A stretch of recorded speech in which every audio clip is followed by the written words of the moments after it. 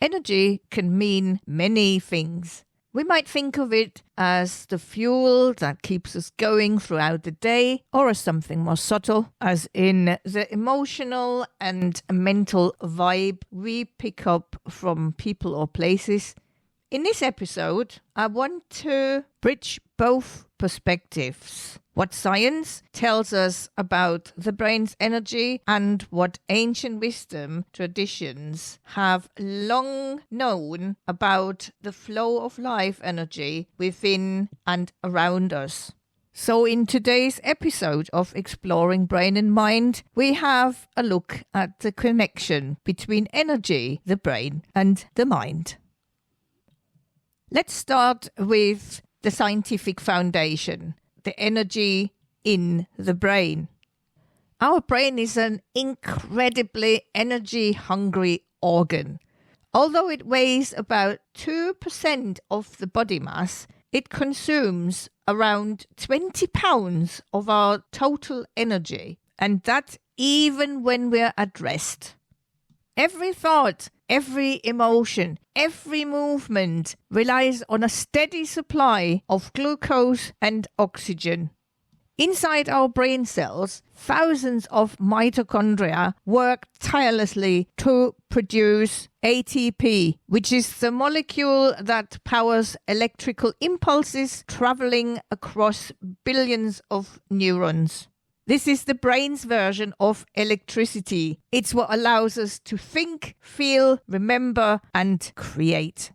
And in case you wanted to know what ATP stands for adenosine triphosphate. And Wikipedia says about ATP that it is a nucleotide triphosphate that provides energy to drive and support many processes in living cells. So when we don't get enough rest, good nutrition or hydration, those neurons fire less efficiently. And the result of that is that we experience brain fog, irritability, and a mental fatigue. Or as I call it sometimes, we're feeling zombied, like after a disrupted night's sleep, for example. And I can't say often enough how important it is to get the right hydration, nutrition through the right food, which is not McDonald's, which is not KFC, which are not ready meals, which are home-cooked meals with proper ingredients that are not too hyper-processed. Most food is processed anyway, but we have to kind of try and keep it to a minimum to get the best nutrition out of the food that we eat. And then there's a good night's sleep. The recommendation may be 7 to 9 hours as average, but sometimes people can function with maybe 6 hours. Sometimes you need to catch up at some point with a night of 10 hours, but it's really individual differences, and depending on the quality of sleep we get, the quality of rest we get. Switch your phones off overnight. Switch your Wi-Fi off overnight. You don't need that switched on unless you're someone who is in a profession that requires you to have your phone on standby at all times. Sleep in a comfy bed, in a dark room that is not too noisy, not too warm. And put your phone off about half an hour to an hour before you go to bed. Now, and the telly as well, so that your mind can switch off and relax and get into the state ready for a sleep. So what I was saying before, the well-meant advice to help you get good energy for the brain. All that is the physical layer of energy, which is measurable, visible through brain scans, and absolutely vital. Hang on a minute, why did I leave exercise out? Because exercise and movement, that should be part of the good advice. And we need exercise and movement to pump enough oxygen into the brain, then it can work more efficiently.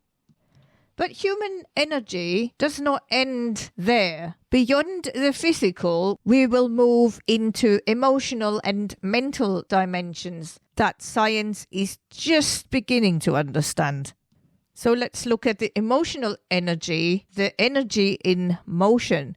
The word emotion actually comes from the Latin emovere, meaning to move out. So in essence, emotions are energy in motion. When we feel joy, love, or gratitude, our brain releases dopamine, oxytocin, and serotonin, chemicals that not only elevate mood but also influence our body's overall energy and immune function. On the other hand, stress and fear trigger the release of adrenaline and cortisol, preparing us for fight or flight or freeze, but leaving us drained if that state continues for too long. If you want to, on a side note, find out more about hormones and neurotransmitters, there is an earlier episode in Exploring Brain and Mind about hormones and neurotransmitters available.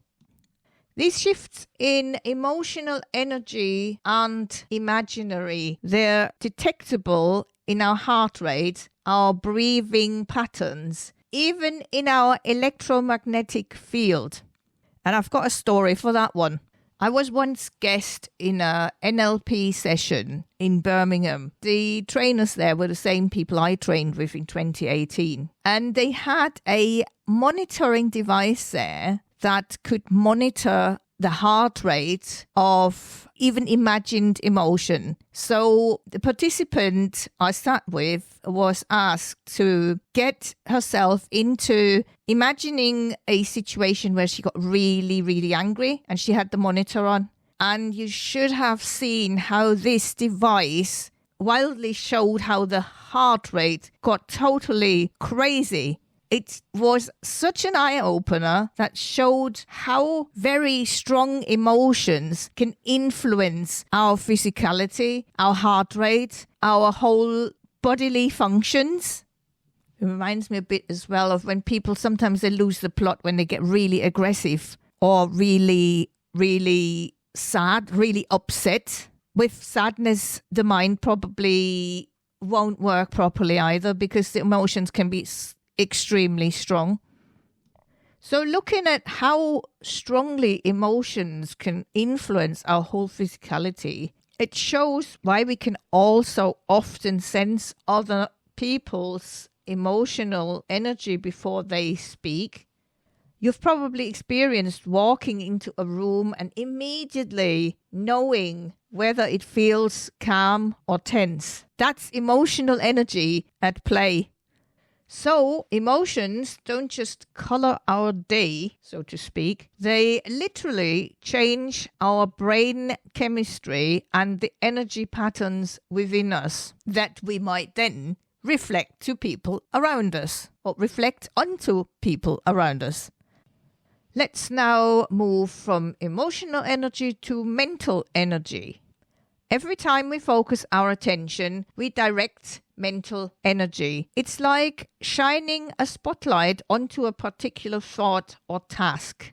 The saying, where attention goes, energy flows, is more than poetic, it's neurological. When we focus deeply, our brain shifts into alpha or gamma brainwave states, linked with creativity, insight, and high performance. But when our attention is scattered, when we're multitasking or constantly switching between tasks, our cognitive energy becomes fragmented. The brain tires faster and performance drops. It's similar to having too many tabs open on your computer. Everything slows down. It's a good comparison, actually. So our mental energy thrives on focus, on rest, and on rhythm. This is why mindfulness and meditation are so effective. They train the mind to sustain attention, to reduce internal noise, and to preserve mental energy. Next, let's turn to the more subtle understanding of energy, one that has existed in cultures around the world for thousands of years. In Chinese philosophy, energy is known as qi or qi, the life force that flows through invisible pathways called meridians. In Indian traditions, it's called Prana, the breath of life that circulates through nadis and chakras. And in Hawaiian and Polynesian culture, it's known as mana, the spiritual power or life energy that connects all living things. These traditions all describe energy as something that flows, something that can be strengthened and something that can be blocked. When energy flows freely, there is health, vitality, and clarity. When it stagnates, we feel fatigue, tension, and disconnection. Interestingly, modern neuroscience is beginning to support these ancient insights. Studies show that practices like yoga, tai chi, and meditation regulate both the nervous system as well as brainwave patterns.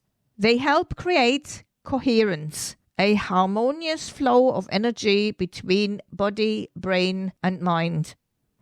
And next, let's look at something that the Western medical practitioners should take more note of and integrate in their practices. And this is about energy healing and the role of the mind.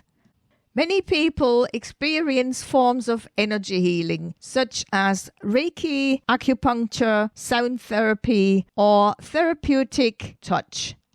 While science may not yet fully explain how these modalities work, research shows that they can alter brainwave activity, lower stress hormones, and increase relaxation responses. But perhaps the most powerful energy healing tool of all is the mind itself. Our thoughts, intentions, and beliefs have measurable effects on the body. The placebo effect is a striking example where belief alone triggers real physiological healing. When we focus positive attention, love, or compassion towards ourselves or others, we engage the mirror neuron system in the brain, which fosters empathy and resonance. In that sense, the brain may be the receiver, but the mind is the conductor, directing the flow of energy within and between people. And I know I've referred to him in other episodes before, but if you're into coherence healing, finding out how the mind supports healing, and doing scientific studies on that, go to find out more about Dr. Joe Dispenza, because his work is absolutely groundbreaking and fantastic, and he is doing scientific studies on how the mind contributes to healing, about coherence healing and other aspects of the power of brain and mind. Definitely go and check him out and go and check his work out. And I think in Western medicine, there need to be more studies on the subject of how the mind can positively contribute to and influence the healing process. So how can we develop some practical energy awareness? Let's have a look at a few ways how we can balance and recharge energy in daily life. First tip is to ground yourself. As in, take off your shoes and walk on grass or on soil. Connect with nature and its natural rhythm. Second tip is to breathe consciously. A few deep, slow breaths signal safety to your brain and regulate your nervous system. Next tip is to check your energy. But to be able to check that, you have to be aware of your emotions, your energy flow, how you're feeling. For example, notice when you feel drained, scattered, or heavy. Ask what could be causing the energy leak and gently refocus. That's where then the conscious breathing could kick in as well. Next one is to protect your energy. Emotional boundaries and cold. They're a form of energetic hygiene. You don't need to absorb everyone's mood. like distance yourself from energy vampires. And let's not forget to nourish our energy through good sleep, hydration, laughter and music, equally important. Also creativity and meaningful connection with other people. Energy management isn't about doing more, it's about doing what restores the energy flow. So to summarize, let's remember that energy is the common thread connecting brain, mind, body, and spirit. It fuels our thoughts, drives our emotions, and shapes our experiences. Becoming more aware of our energy, how it moves, it changes, and how it interacts, allows us to live with more clarity, peace, and vitality. Your energy is not just what you have, it's what you radiate outwards onto other people as well. And that brings us to the end of today's episode of Exploring Brain and Mind. If you haven't already, please subscribe and follow the podcast on Apple, Spotify, Amazon Music and YouTube. Share the episode with other people that might be interested. And tune in again next time